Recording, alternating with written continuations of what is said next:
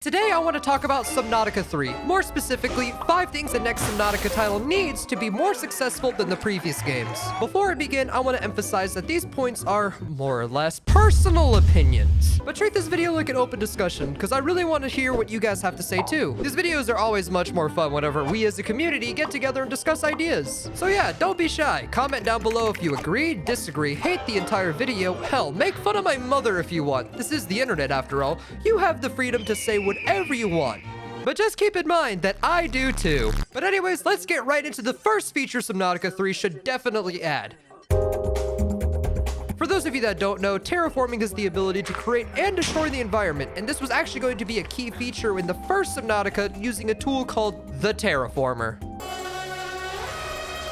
With this tool, you were supposed to be able to form and deform the environment within the game, allowing you, the player, to dig out land and form platforms or bridges or something more childish if you felt so inclined. However, due to either coding issues or other big words that my tiny caffeine-filled brain cannot process, it never made it into the finished game. I personally think that a feature like this could improve Subnautica gameplay as a whole. Think about it. Remember that time you were trying to expand your base and got completely cucked by the tiniest bit of land that literally wasn't even in the way of the blueprint, but it still stopped you from placing your large room because the goddamn spaghetti code said, no bueno, you stupid bitch. With a feature like terraforming, this would no longer be an issue. You could just simply dig out that little section that was bothering you and continue construction on your sea monkey fight pit. Not only would this make base building easier, but this would give the developers an opportunity to add other new mechanics to the game, like buried treasure or just buried resources in general. The only possible issue I could see with adding in a feature like this are players trying to bypass certain dangerous biomes and creatures of the game using the terraforming ability. But there's a simple answer to this issue, and that's to make terraforming either expensive or time consuming. That way the player could still fix an issue due to a slight miscalculation, but discourage players to use this feature in a way that could break the progression of the game. Enough about terraforming, let's move on to the next feature. Another thing Subnautica 3 needs to feature are more eggs. More specifically, the ability to hatch eggs for every single creature in the game. And I'm not just saying that because I want to revamp my best performing series on YouTube, which if you haven't seen yet, you should totally check out. But I can't be the only one who wanted to hatch a baby Reaper Leviathan and release it into the safe shallows to see if the bladderfish population would prevail, right? You know, maybe I am a psychopath. One problem though is that some of the Leviathan eggs happen to be very large, which is probably the reason the developers didn't give the players a means to incubate them. However, I see an opportunity within this problem. The opportunity to make a prawn suit upgrade that allows the vehicle to pick up and transport Leviathan eggs. Or if that doesn't seem realistic enough, give the players a new Leviathan incubation machine to build. They could go a couple different routes with this and even connect it to the story in some crazy way. Like, imagine in the next game we have an Altera CEO trying to harvest the planet's resources Avatar style. And the only way to stop Altera is to hatch a sea dragon Leviathan and train it to destroy the villain's headquarters. Setting aside my crazy fantasies, here's what I'm trying to say. I am a horrible person. Oh, and let us hatch Leviathan eggs, please. Just all the eggs. All the eggs. Now, this next feature is a little complicated to explain, but I'm going to do my best here.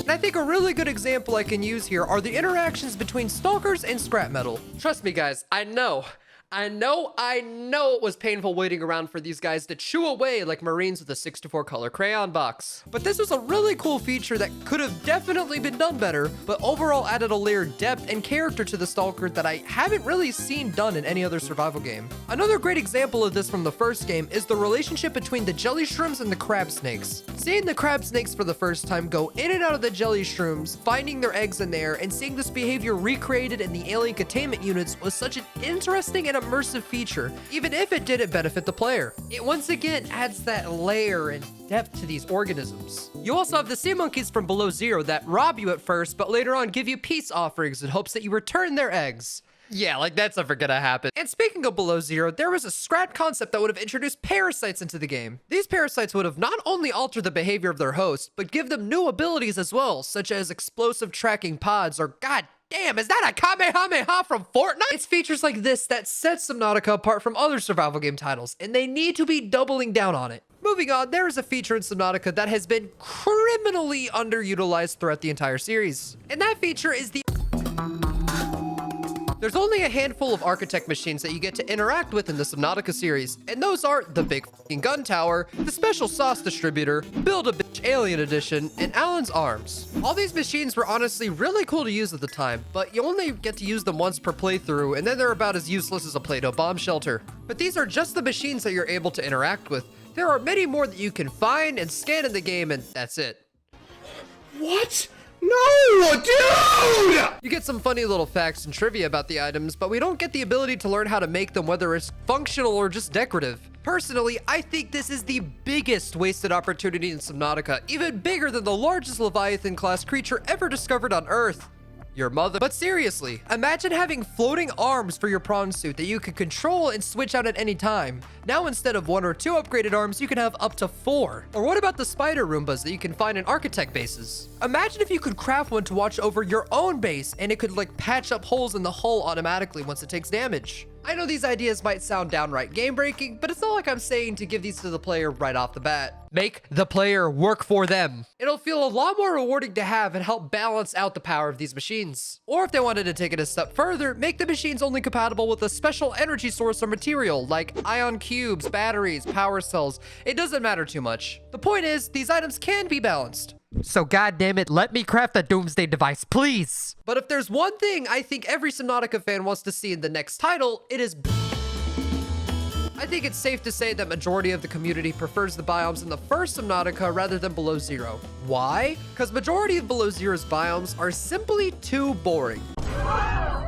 So boring, in fact, that when I originally wrote the script for this video, I was going to talk about how large the Below Zero biomes felt and how they didn't need to make the biomes so big to make the game better. It was only about a week after writing this that I found out that the biomes of Below Zero are actually smaller.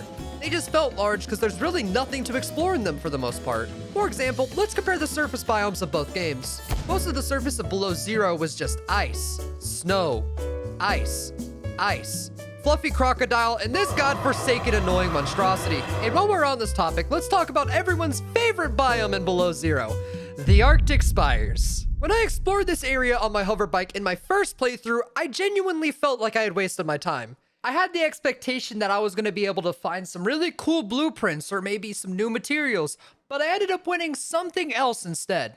What do I win? A sad feeling. Oh. The only thing I found that released even the tiniest titty tip of dopamine was Alan's tissue samples, which is fine, but I spent so much goddamn time in this area being slowed down by this giant Rudolph the yellow-nosed cunt over here, with my only reward being a step closer to finishing the game. To be fair, it isn't horrible, but the original game rewards the players much better for exploration. Like, I could explore one of the islands within a span of 10 to 15 minutes and find numerous useful blueprints and a variety of great food sources. Compare that to the 30 minutes I spent in the Arctic Spires only to find a JoJo's reference, and I think you get to see where my frustration lies. Although the underwater biomes don't suffer from this too much, overall they definitely could have made some improvements in terms of adding new things for the players to discover or experience. And this is just a small bonus that I want to make, more of a personal thing, but make Leviathans beefier. The great name of Leviathan tends to fall very short whenever they're very easy to avoid. And if you're in a vehicle, you don't even need to avoid them. Sure, they'll take a nibble at you, but after losing 10 to 20%, you can just continue strutting on through like nothing happened.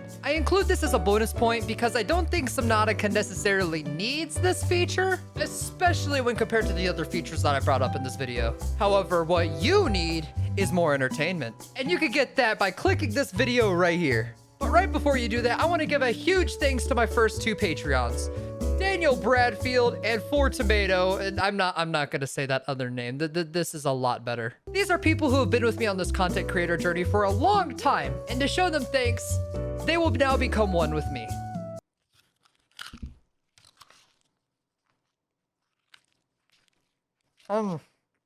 Delicious.